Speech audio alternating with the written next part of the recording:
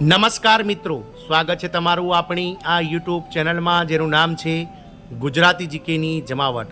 તો આગામી 26 ફેબ્રુઆરીના રોજ સમગ્ર દેશમાં મહાશિવરાત્રિનો તહેવાર હર્ષોલ્લાસ સાથે ઉજવવા માટે જઈ રહ્યો છે।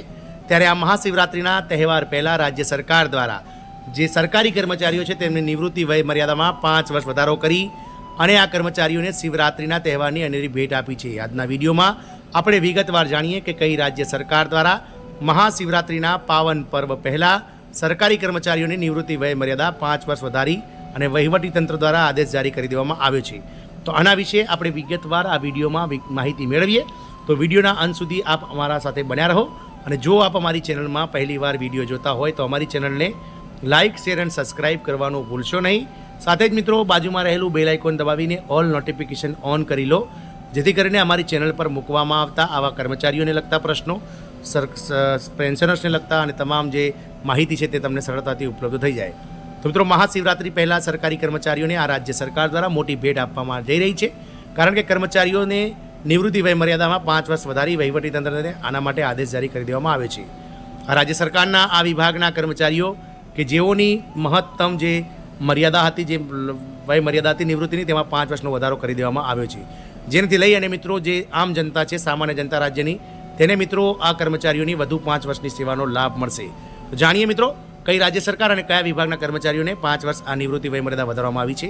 તો મિત્રો દેહરાદૂન એટલે કે ઉત્તરાખંડ સરકારની વાત કરીએ તો ઉત્તરાખંડના સરકારી કર્મચારીઓની નિવૃત્તિ વય મર્યાદામાં વધારો કરવા માટે ઉત્તરાખંડ સરકારે નિષ્ણાત ડૉક્ટરોની નિવૃત્તિ વય મર્યાદા 60 વર્ષથી વધારીને 65 વર્ષ કરી દીધી છે। રાજ્યના આરોગ્ય સચિવ ડૉક્ટર આર રાજેશ કુમારે શુક્રવારે અહીં જણાવ્યું હતું કે નિવૃત્તિ વયમાં 5 વર્ષનો વધારો કરવા અંગેના આદેશો જારી કરવામાં આવ્યા છે।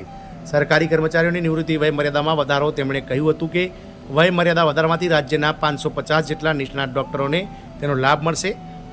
રાજેશ કુમારે જણાવ્યું હતું કે સરકારના આ નિર્ણયથી રાજ્યમાં નિષ્ણાત ડૉક્ટરોની અછત દૂર થશે અને તેમની સેવાઓ દૂરના ગામડાઓમાં પણ ઉપલબ્ધ થશે। રાજેશ કુમારે વધુમાં જણાવ્યું હતું કે રાજ્ય સરકાર જનતાને વધુ સારી આરોગ્ય સેવાઓ પૂરી પાડવા માટે પ્રતિબદ્ધ છે અને રાજ્યમાં આરોગ્ય સેવાઓમાં ઝડપથી સુધારો થઈ રહ્યો છે। તેમણે કહ્યું હતું કે આ અંતર્ગત સરકારે નિષ્ણાત ડૉક્ટરોને 5 વર્ષનો સેવાકાળ વધારવાનો નિર્ણય લીધો છે।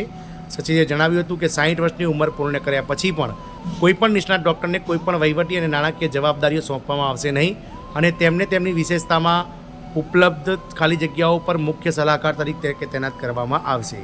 તેમણે વધુમાં કહ્યું હતું કે આવા તબીબી અધિકારીઓને વધુ પ્રમોશન આપવામાં આવશે નહીં, જ્યારે ડૉક્ટરને સરકારી કર્મચારીઓની જેમ નિયમો અનુસાર સેવા દરમિયાન અને નિવૃત્તિ સમયે પગાર વધારો અને અન્ય સેવા લાભો મળશે। આમ ઉત્તરાખંડ સરકારના આરોગ્ય વિભાગમાં કામ કરતા નિષ્ણાત સરકારી ડૉક્ટરોની જે વયમર્યાદા છે તેમાં 60 વર્ષથી વધારી અને 65 વર્ષની વયમર્યાદા કરી અને મહાશિવરાત્રિના તહેવાર પહેલાં આ ઉત્તરાખંડ સરકારે 550 જેટલા ડૉક્ટરોને અનેરી ભેટ આ તહેવારની આપી દીધી છે। જય હિન્દ, અસ્તુ।